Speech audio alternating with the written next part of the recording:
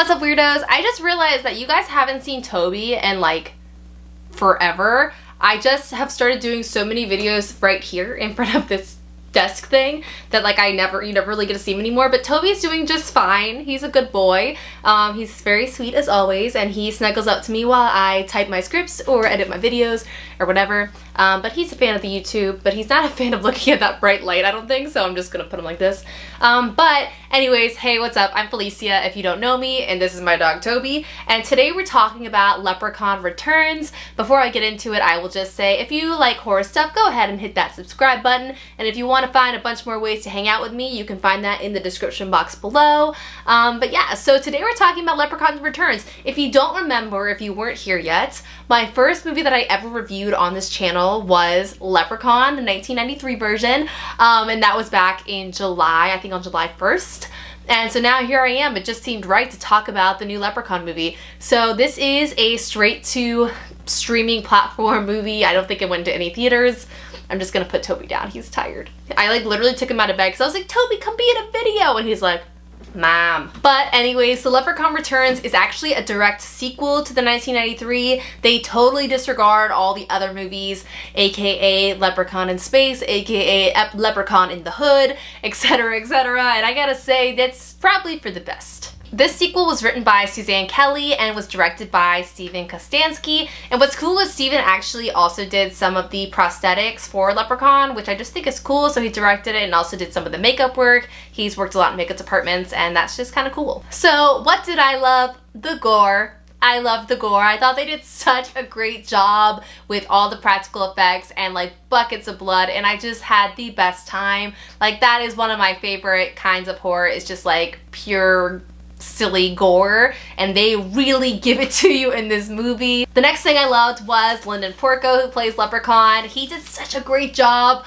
I was a little disappointed at first because it wasn't going to be Warwick Davis, but then look, I get it. They got a younger dude to come in. It's chill, but he does a great job. The voice, the physicality, just very Leprechaun. And of course, I'm gonna talk about his spectacular entrance in the spoilers because it is one of my favorite entrances of any monster in any horror movie. It is epic, and I will get to it later on. It was also really cool that they brought back Ozzy. So Mark Holton, who played Ozzy in the 1993 film, comes back for this one. He's the only actor that comes back, even though there is a Jennifer Aniston's character voiceover. It's not actually her. I checked.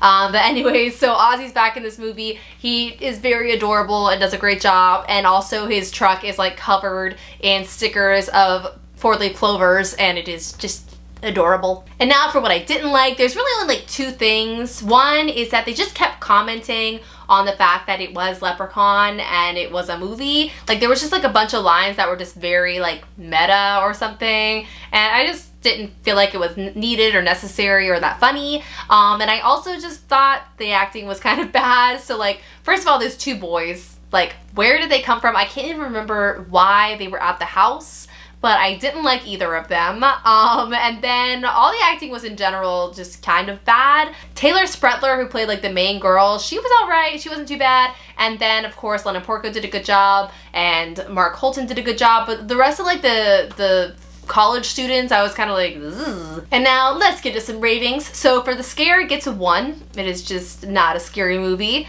For the gore gets a 5. There's a lot of gore, and I did love it. The cheese also gets a 5. It is what this franchise was built for. And the overall, this was hard for me. At first I was like, it's a 3. I liked it, but I probably won't watch it again. And then I was like, but the gore was so good, it's a 4. And then I was like, just give it a 3.5. So this movie gets a 3.5. Am I gonna watch it again? Probably not, but I will say it is one of the best of the franchise, so you got that going for you. And now for some spoilers.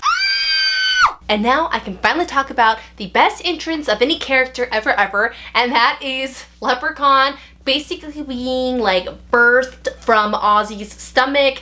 You see his stomach start to move around because he has swallowed something, and then he literally just bursts through his stomach with lots of blood and guts and everything, and it is just awesome. I just loved it. The best death scene was in my opinion, when they just split that guy right in half. I really hated that character, so I was happy to see him die, and then to see him get cut right in half, which of course makes no sense, it would never happen, I still enjoyed it.